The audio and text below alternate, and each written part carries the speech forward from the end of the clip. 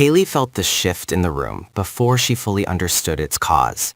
The air inside Bill's office grew heavier, charged with a pressure that pressed against her chest and slowed her breathing. The polished surfaces, the legal plaques, the carefully arranged calm of Bill's professional world suddenly felt hostile, as though they were bearing silent witness to something that should never have returned. Then she saw Lynette. The sight of her did not trigger panic immediately. Instead, it ignited something sharper, more volatile: rage. A hot, furious disbelief surged through Hayley, followed almost instantly by fear so deep it hollowed her out from the inside. Lynette was not supposed to be there. She was not supposed to exist in this life Hayley had built. Not in Fairmount Crest, not in Bill's office, not anywhere near the fragile order Hayley had fought so hard to maintain. Her presence felt like a deliberate violation, an intrusion calculated to destabilize everything. Lynette stood with unsettling composure, perfectly at ease in a space that made Hayley's skin crawl. There was no hesitation in her posture, no uncertainty in her expression. She looked like someone who had planned this moment carefully, someone who had measured its impact long before it ever happened.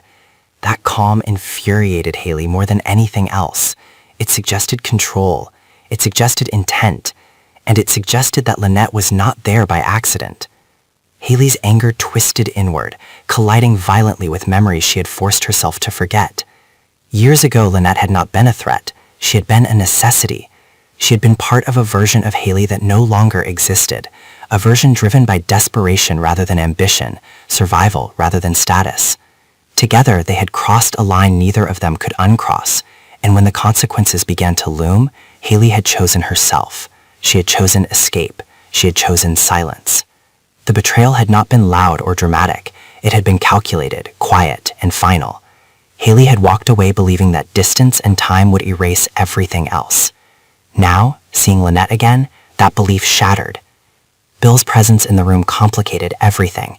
Hayley could feel his authority radiating through the space, the unspoken power he wielded as both a lawyer and a man accustomed to control.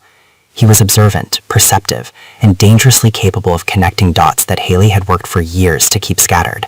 The realization that Lynette had inserted herself into Bill's orbit felt like a deliberate provocation. Hayley understood immediately that this was not just about resurfacing the past, it was about positioning. Lynette had chosen Bill because Bill mattered, because Bill had access, because Bill could become a weapon. The anger surged again, this time laced with humiliation. Hayley had spent years crafting an image of stability, respectability, and moral authority. She had convinced herself that she deserved the life she now lived, that whatever she had done before was justified by the outcome. Lynette's reappearance threatened not only to expose her secrets, but to dismantle the narrative Hayley relied on to survive. The thought of Bill seeing her differently, of his trust eroding under the weight of revelations he had never anticipated, filled her with a cold, corrosive dread. Lynette's motivations became disturbingly clear the longer Hayley stood there. This was not revenge driven by emotion alone. It was strategic. Lynette had waited until Hayley had everything to lose, until her name carried weight, until her marriage, her social standing, and her carefully curated alliances formed a precarious tower that could collapse with a single well-placed truth. Lynette's return was an assertion of power, a reminder that silence was never guaranteed. At the same time, Hayley recognized something else beneath Lynette's calm: resentment hardened into purpose. Lynette had paid a price for what they had done together, a price Hayley had avoided. While Hayley had reinvented herself, Lynette had been left carrying the consequences alone.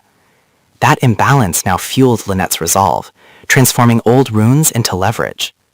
Hayley felt the sting of guilt, quickly smothered by defensiveness. Regret was a luxury she could not afford.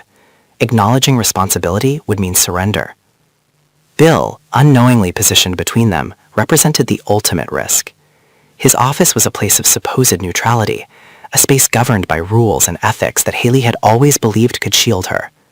Now those very rules threatened to betray her.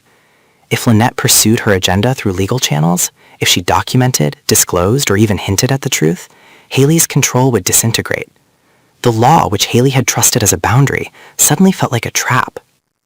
The internal conflict tore at her relentlessly. Part of Hayley wanted to confront Lynette directly, to assert dominance, to remind her who held power now. Another part recoiled, instinctively aware that aggression could provoke exactly the exposure she feared. The tension between those impulses left her frozen, her anger simmering beneath a veneer of composure she barely maintained. Every calculated breath felt like a lie stretched thin. What unsettled Hayley most was the realization that Lynette did not need to act immediately. Her mere presence altered the balance. Every interaction from this moment forward would be tainted by the possibility of disclosure. Every decision Hayley made would be constrained by fear. Lynette had effectively cornered her without lifting a finger, forcing Hayley into a state of constant vigilance. It was psychological warfare, and Hayley recognized it too late. The sense of betrayal deepened as Hayley considered the implications. Lynette had not only returned, she had chosen a moment and a setting designed to strip Hayley of agency. This was not a private reckoning, but a public threat disguised as professionalism. The calculated cruelty of it made Hayley's anger burn hotter, even as her options narrowed. She was being forced to react rather than act, to dominate. In that moment, Hayley understood the true cost of the choices she had made years ago. Survival had demanded sacrifice, and she had offered Lynette without hesitation. Now the debt had come due.